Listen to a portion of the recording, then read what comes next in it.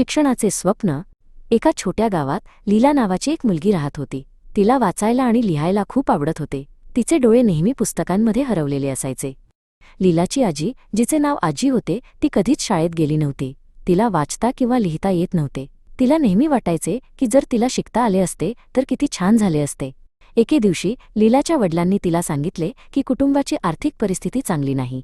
आता तुला शाळेत जाण्याऐवजी कामात मदत करावी लागेल, ते म्हणाले. लीला खूप दुःखी झाली. आजीने हे ऐकले. तिला लीलाचा उदास चेहरा पाहिला नाही. तिला आठवले की तिने स्वतःला कधीच शिकण्याची संधी मिळाली नाही. आजीने ठरवले की ती लीलाला शाळेत जाण्यापासून थांबवू देणार नाही. तिने आपल्या जुन्या पेटीतून सुंदर रेशमी धागे आणि कापड काढले. आजीला सुंदर भरतकाम करता येत होते. तिने त्या धाग्यांनी आणि कापडाने सुंदर नक्षीकाम करायला सुरुवात केली.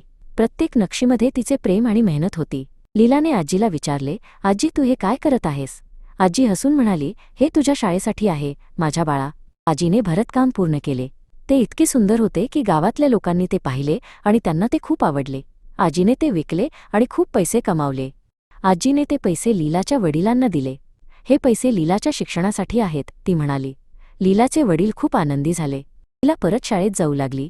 तिला माहीत होते की तिचे शिक्षण हे फक्त तिचे नाही, तर तिच्या आजीचे स्वप्न देखील आहे.